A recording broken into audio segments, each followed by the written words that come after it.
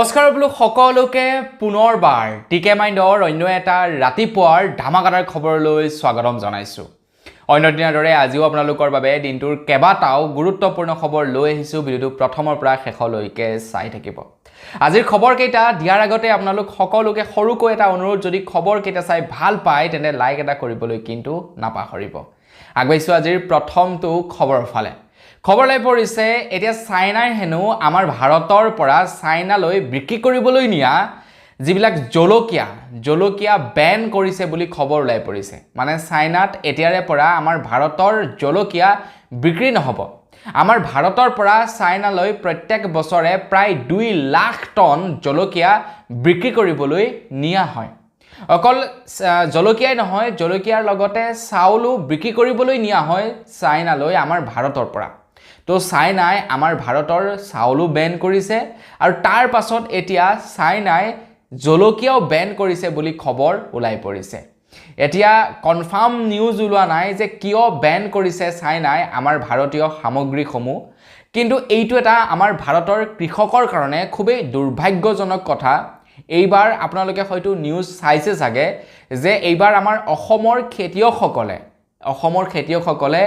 1 টকা পাৰ কিলো বিলাহী বিক্ৰী কৰিব লগা হৈছে। 1 টকা পাৰ কিলো বিলাহীৰ দাম দিয়াৰ পাছতো বেপাৰীবিলাকে বিলাহী নিবলৈ মানে ইচ্ছা কৰা নাই। ইমানেই এইবাৰ বিলাহীৰ দাম নাইকিয়া হৈছে। গতিকে জলকীয়াও যদি ঠিক তেনেকৈ বেন কৰি দিয়া হয় ন, জলকীয়াৰ দামো কিন্তু সস্তা হৈ পৰিব আমাৰ ভাৰতবৰ্ষত, যাৰ ফলত নেকি বেপাৰীসকল যথেষ্ট পৰিমাণৰ লোকচানৰ সন্মুখীন হ'ব, যাৰ ফলত নেকি যিসকলে জলকীয়া খেতি কৰে তেওঁলোকৰ যথেষ্ট পৰিমাণৰ লোকচান হ'ব। কাৰণ জলকীয়াই হওক বা বিলাহীয়ে হওক বা অন্যান্য শাক চব্জিৰ খেতি কৰোঁতে যথেষ্ট পৰিমাণৰ টকাৰ খৰচা হয়, আৰু সেই অনুপাতে যদি পইচা নাপায় তেনে কৃষকৰ যথেষ্ট লোকচান হৈ পৰিব। এতিয়া চাইনাই বেন কৰি দিছে, জাপানে বেন কৰিছে ভাৰতৰ আম, আনফালে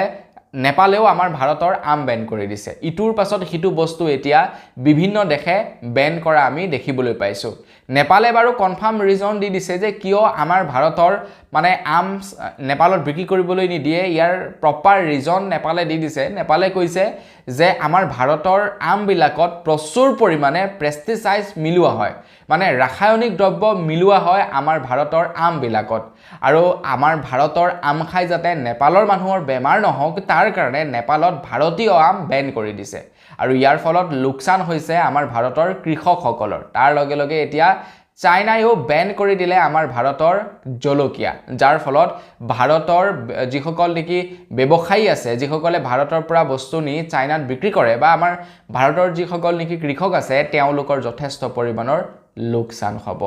গতিকে বিশ্বগুৰুৱে কি কৰি আছে? বিশ্বগুৰুৱে ইয়াৰ ওপৰত কিবা একশ্যন ল'ব লাগে। আগবাইছো ইয়াৰ পাছৰটো খবৰ ফালে। লিভ ইন ৰিলেশ্যনশ্বিপৰ ওপৰত আমাৰ অসমত এতিয়া নতুন নিয়ম প্ৰস্তুত কৰা হৈছে। UCC বিল প্ৰযোজ্য হোৱাৰ লগে লগে লিভ ইন ৰিলেশ্যনশ্বিপৰ ওপৰত বহুকেইটা নিয়ম সলনি হৈ পৰিব আমাৰ অসমত। তো সেই সময়তে লিভ ইন ৰিলেশ্যনশ্বিপক উদ্দেশ্যি উচ্চতম ন্যায়ালয়ে কয় যেতিয়া কোনো এহাল মানে প্ৰাপ্তবয়স্কৰে তেওঁলোকৰ নিজা সন্মতি মৰ্মে তেওঁলোকে ৰিলেশ্যনত আহে বা তেওঁলোকে শাৰীৰিক সম্পৰ্ক কৰে, তো সেইটো কেতিয়াও অবৈধ হ'ব নোৱাৰে বুলি জনাইছে। মানে ৰিলেশ্যনত থাকিলে বুলিয়েই যাতে বিয়া মানে কৰাবই যে লাগিব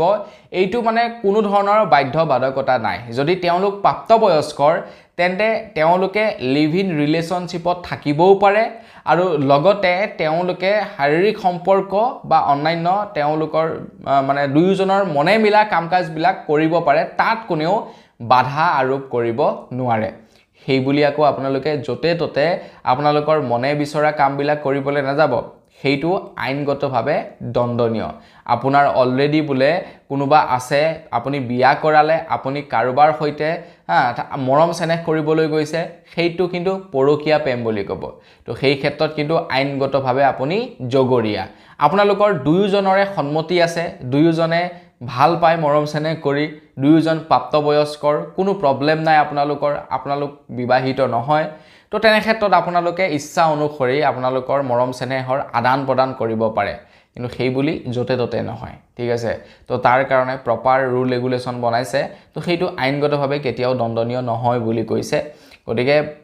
ৰিলেশ্যনত থাকিলে যে বিয়া কৰাব লাগিব সেইটোও নহয় ৰিলেশ্যনত আছে হয়তো ভাল নালাগিলে গতিকে তেওঁলোকে ৰিলেশ্যন ত্যাগ কৰিলে তো সেইটোও ডাঙৰ অপৰাধ নহয় বুলি কৈছে উচ্চতম ন্যায়ালয়ে আগবাইছো ইয়াৰ পাছৰটো খবৰ ফালে এইখিনিতে এটা খুবেই মৰ্মান্তিক ঘটনা ওলাই পৰিছে খবৰ ওলাই পৰিছে গুৱাহাটী মহানগৰীৰ পৰা গুৱাহাটী মহানগৰীত এগৰাকী ওদালগুৰিৰ যুৱতীৰ মৃতদেহ উদ্ধাৰ হয় বুলি খবৰ ওলাই পৰিছে খবৰ লোৱা অনুসৰি অসমীয়া আৰু অনা অসমীয়াৰ মাজত যি বৰ্তমান সময়ত বিতৰ্ক চলি থাকে সেই বিতৰ্কৰ মাজতেই মানে বিহাৰী প্ৰেমিকে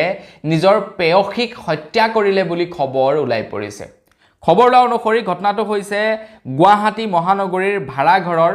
খবৰ লোৱা অনুসৰি প্ৰায় 29 বছৰীয়া এগৰাকী যুৱতীক ওদালগুৰিৰ এগৰাকী যুৱতীক তেখেতৰ ভালপোৱা বিহাৰী প্ৰেমিকে ডিঙি চেপি হত্যা কৰে বুলি খবৰ ওলাই পৰিছে যুৱতীগৰাকীৰ নাম হৈছে সুস্মিতা বসুমতাৰী এতিয়া একাংশ লোকে কোৱা অনুসৰি বৰ্তমান যি নেকি অসমীয়া অনা অসমীয়াৰ বিতৰ্ক চলি আছে সেই বিতৰ্কৰ ফলস্বৰূপে যুৱতীগৰাকীক বিহাৰী যুৱকজনে হত্যা কৰে বুলি জনাইছে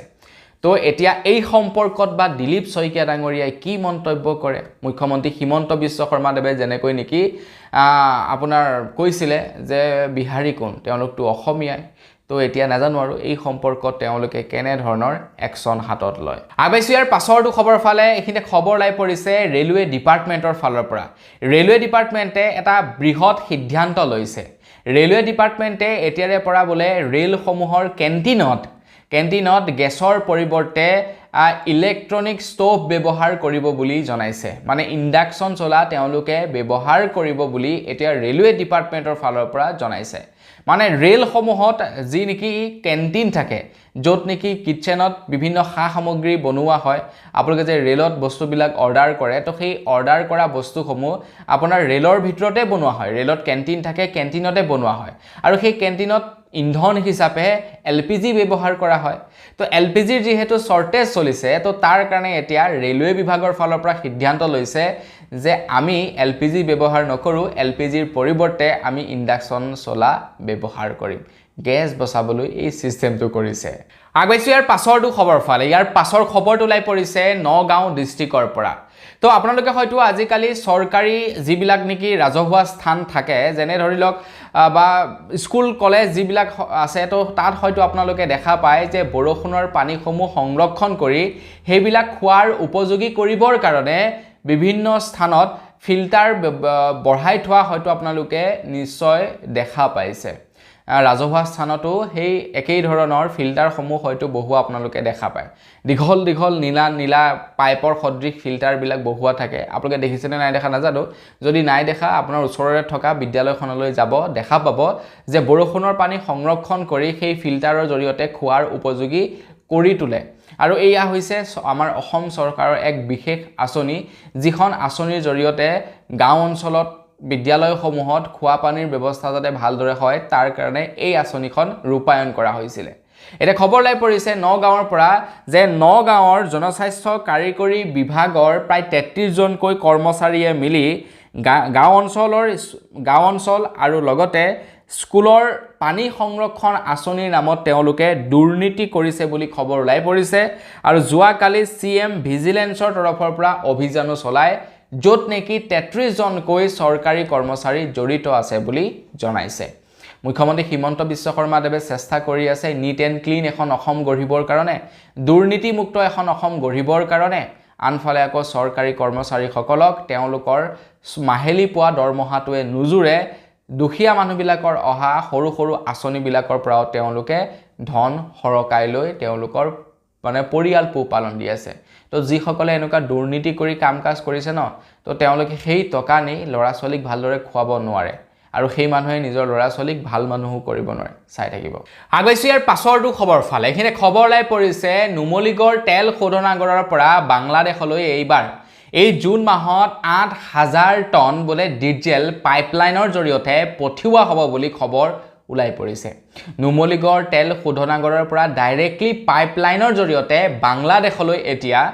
মানে ডিজেল পঠিওৱা হ'ব আৰু এই জুন মাহত প্ৰায় 8000 টন 8,000 টন ডিজেল পঠিওৱা হ'ব বুলি জনাইছে নুমলীগড় তেল শোধনাগাৰৰ পৰা বাংলাদেশলৈ যাব এতিয়া ডিজেল মানে আমাৰ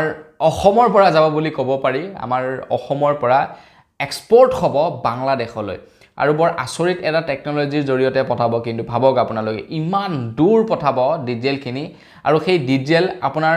গাড়ীৰ জৰিয়তে বা ট্ৰেইনৰ জৰিয়তে নপঠায় সেই ডিজেলসমূহ পঠাব ডাইৰেক্টলি পাইপলাইনৰ জৰিয়তে তো ইয়াৰ ফলত কোম্পানীবিলাকৰ যথেষ্ট খৰচা কমি যায় পাইপলাইনবিলাক বহাওঁতে তেওঁলোকৰ এবাৰেই খৰচা হয় কিন্তু যুগান্তৰ ধৰি তেওঁলোকে পাইপলাইনৰ জৰিয়তে ডিজেল বা অন্যান্য ইন্ধনসমূহ পঠাই থাকিব পাৰে মাজতেতো খবৰ ওলাই পৰিছিলে যে গুৱাহাটী মহানগৰীৰ পৰা বোলে আপোনাৰ পানী হেনো দিল্লী নে কলৈ নিব বুলি এনেকা খবৰ এটা পাইছিলো কিমান দূৰ সঁচা নাজানো মানে ব্ৰহ্মপুত্ৰৰ পানী মানে দিল্লীলৈকে লৈ যাব বুলি এনেকুৱা খবৰ পাইছিলো গতিকে গুৱাহাটী মহানগৰীৰ পৰা দিল্লীলৈ যদি পানী লৈ যোৱা যায় ব্ৰহ্মপুত্ৰ দেখোন লাহে লাহে শুকান হৈ পৰিব নহয় জানো আৰু এটো কিমান দূৰ সঁচা নাজানো এনে মাজতে পাইছিল আৰু ফেসবুকত তো আপোনালোকেও পাইছিলে নেকি কমেন্ট সেকশনত জনাব আগবাইছো ইয়াৰ পাছৰটো খবৰ ফালে আপুনি বাৰু এজন বিবাহিত পুৰুষ নেকি কমেন্ট সেকশনত জনাবচোন আপুনি যদি এজন বিবাহিত পুৰুষ তেনেহলে আপুনি বাৰু জানে নে আপুনি মদ খোৱাৰ পূৰ্বে আপোনাৰ পত্নীৰ পৰা অনুমতি লব লাগে নে নালাগে এইটো বাৰু আপুনি জানে নে নাজানে কমেন্ট সেকশনত জনাকচোন বহুতে হয়তো এটা ভাবিব চাগে দেই অনুমতি লব লাগে নি বাৰু মই মদ খোৱাৰ আগত মোৰ পত্নীৰ পৰা এনে নৰমালি তো মদ খোৱাৰ আগত পত্নীৰ পৰা মদ বুলি নহয় তো যিকোনো কাম কৰাৰ আগত পুৰুষসকলে পত্নীৰ পৰা পৰামৰ্শ লব লাগে মহিলা গৰাকী ঘৰখনৰ মানে এক প্ৰকাৰ কবলৈ গলে গৃহমন্ত্ৰী হৈ যায় বা এক প্ৰকাৰ ৰাষ্ট্ৰপতি বুলি কলেও বেয়া নহয় ঘৰখন কন্ট্ৰোল কৰে মহিলা গৰাকী প্ৰত্যেকৰ ঘৰতে এইটো হয় চাগে ঘৰখনৰ গোটেই ঘৰখনৰ হিচাপ নিকাজৰ পৰা ধৰি খৰচা পাতিৰ পৰা ধৰি গোটেই বস্তুবিলাক মহিলা গৰাকী কন্ট্ৰোল কৰে আপোনালোকৰ ঘৰত নাজানো আৰু যাৰ ঘৰত মহিলা গৰাকীয়ে গোটেই বস্তুবিলাক কন্ট্ৰোল কৰে তেনেহলে গম পাব সেই ঘৰখনত কাজিয়া পছাল খুব কম হয় ঠিক আছে তো সেই ঘৰখন মানে খুব সুন্দৰভাৱে চলি থাকে মানে সেই ঘৰখনত মহিলা গৰাকীক সন্মান কৰা হয় দ্যাট মিন্স ঘৰখন ভালদৰে চলে আৰু যি ঘৰৰ মহিলাই পুৰুষৰ আগত কথা ক'বলৈ ভয় কৰে গম পাব সেই ঘৰখনত কৰবাত নহয় কৰবাত অকনমান নহয় অকনমান কৰবাত অশান্তি হয় তো আপোনালোকৰ ঘৰখন কোনে কন্ট্ৰোল কৰে আপোনাৰ ঘৰৰ মহিলা গৰাকী মানে মা আপোনালোকৰ ঘৰৰ মানে যি গৰাকী মহিলা তেখেতে কোনে কৰে কমেন্ট সেকশনত জনাব আৰু যি কি নহওক তো খবৰ লাই পৰিছে যে আপুনি মদ খোৱাৰ পূৰ্বে আপোনাৰ পত্নীৰ পৰা পৰামৰ্শ লব নালাগে বা যিকোনো ধৰণৰ বস্তু খোৱাৰ আগত পত্নীৰ পৰা পৰামৰ্শ লব নালাগে কিন্তু মদ খাই যদি আপুনি অভদ্ৰ আচৰণ কৰে বা মদ খাই যদি আপোনাৰ পত্নীক মাৰপিট কৰে গালিগালাজ কৰে পত্নীক যদি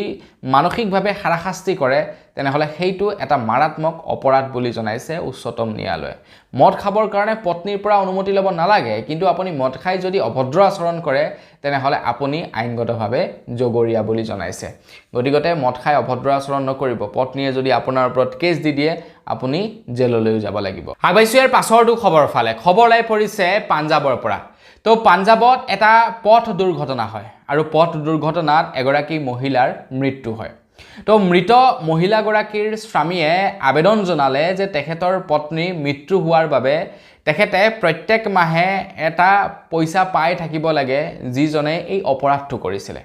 আৰু তাৰ পাছত উচ্চতম ন্যায়ালয়ৰ ওচৰত এই গোচৰটো গৈ পায় আৰু উচ্চতম ন্যায়ালয়ে এই গোচৰটোৰ ওপৰত শুনানি জাৰি কৰি কয় যে মহিলা গৰাকী হৈছে এখন ঘৰৰ পিলাৰ মানে মহিলা গৰাকী যদি নাথাকে তেনেহলে গোটেই ঘৰখন থানবান হৈ যায় আৰু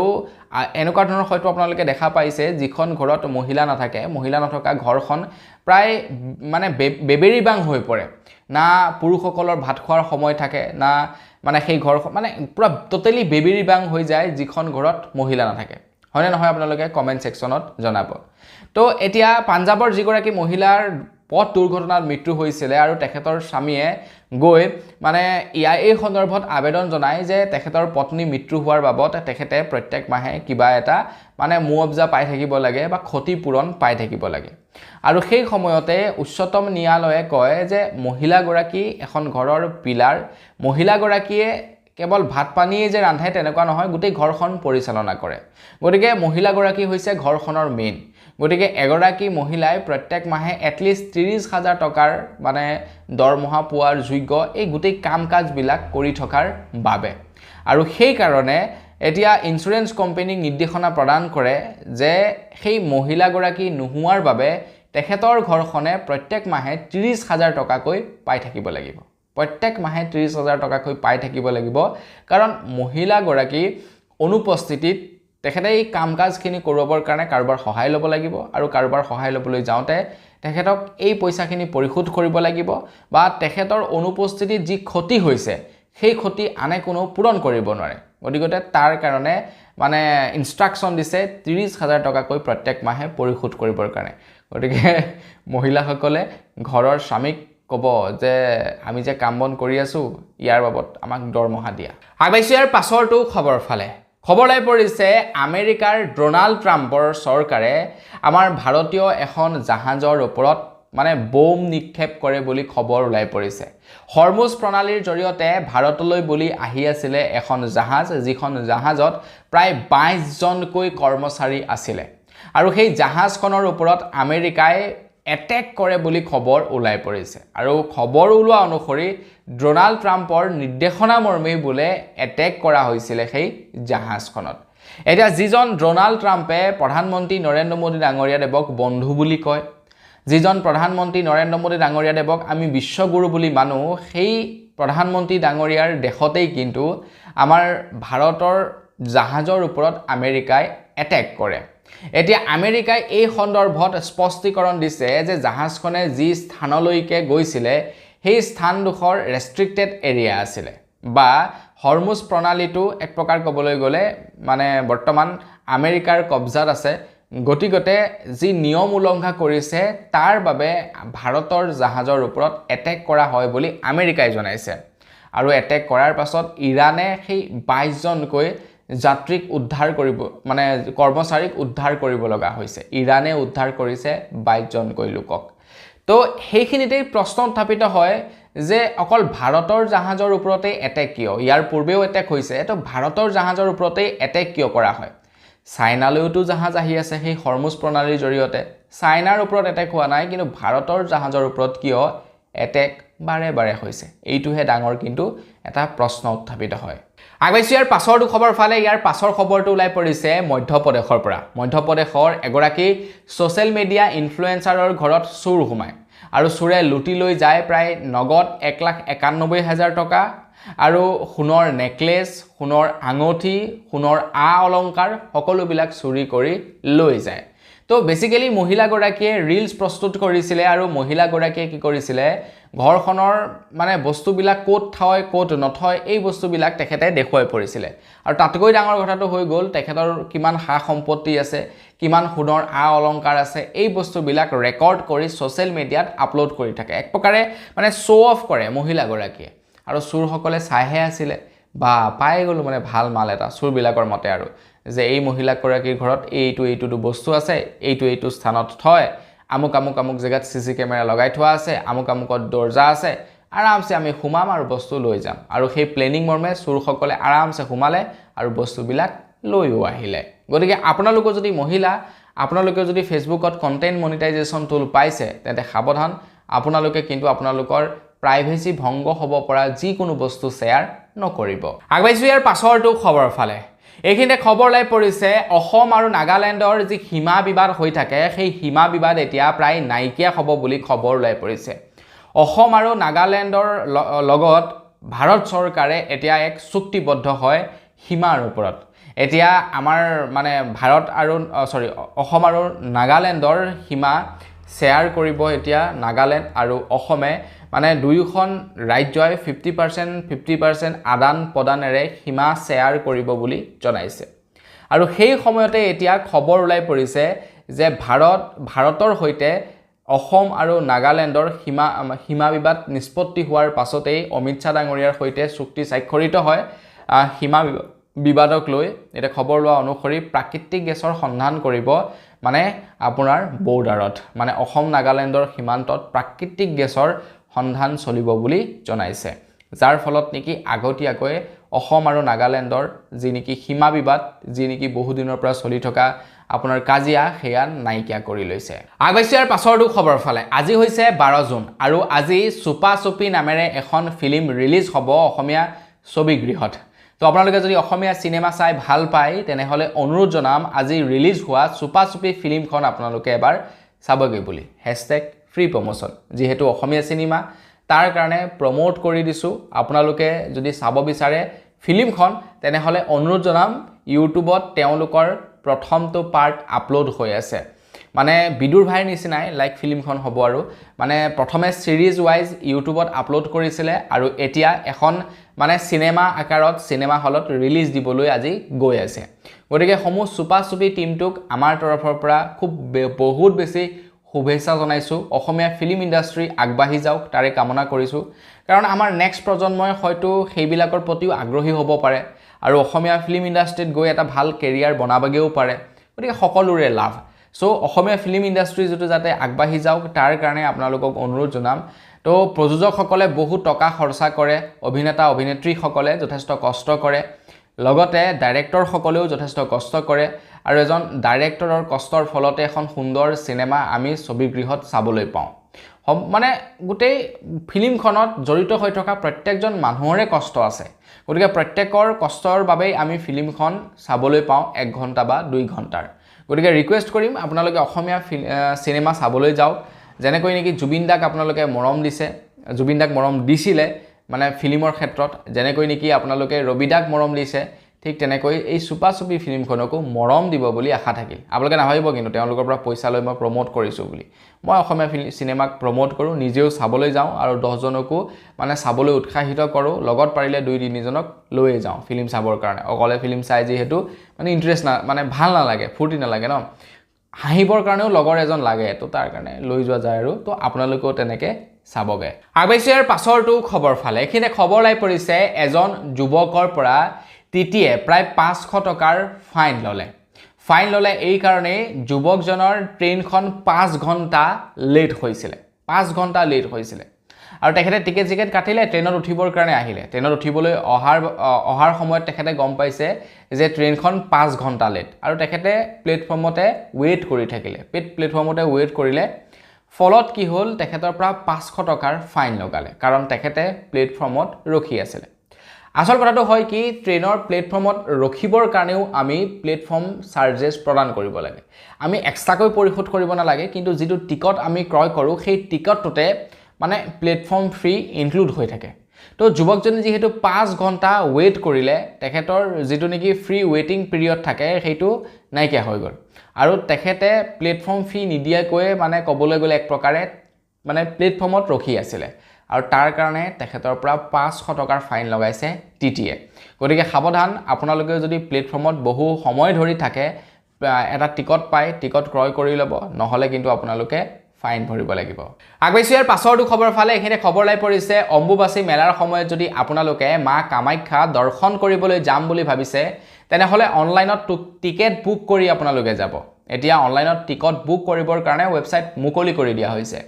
ৱেবছাইটটো হৈছে www.mkdonline.in এই ৱেবছাইটটোত আপোনালোকে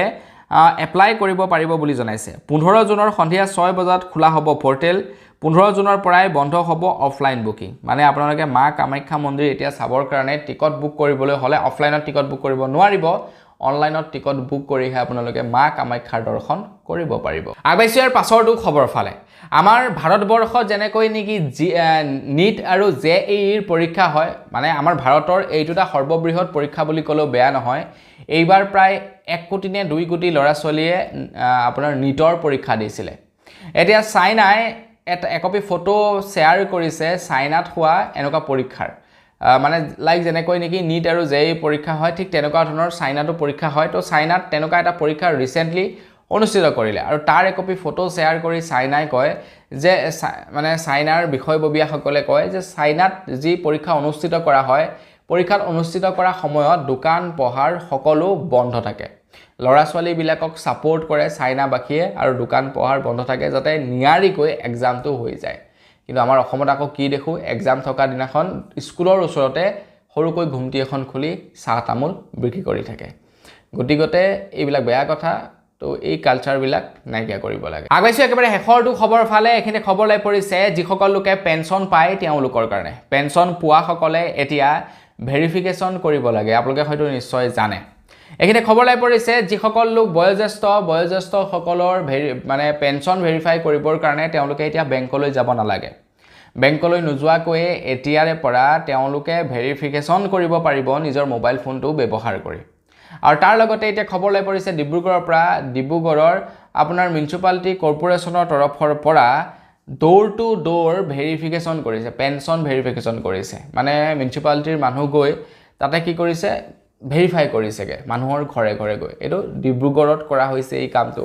বাকিবিলাক চহৰত কৰে নে নকৰে নাজানো মেবি কৰিব পাৰে যিহেতু ডিব্ৰুগড়ত নিয়মটো কৰা হৈছে বাকিবিলাকতো চাগে নিয়মটো কৰিব মানে পেঞ্চনাৰসকলে এতিয়াৰে পৰা বছৰে বছৰে বেংকত যোৱাৰ দৰকাৰ নাই প্ৰত্যেক বছৰে বছৰে মানুহ আহিব বিভাগীয় মানুহ আহিব তেওঁলোকে ভেৰিফাই কৰিব যে মানুহজন জীয়াই আছে নে নাই আৰু সেই মমে তেওঁলোকক পেঞ্চন দি থাকিব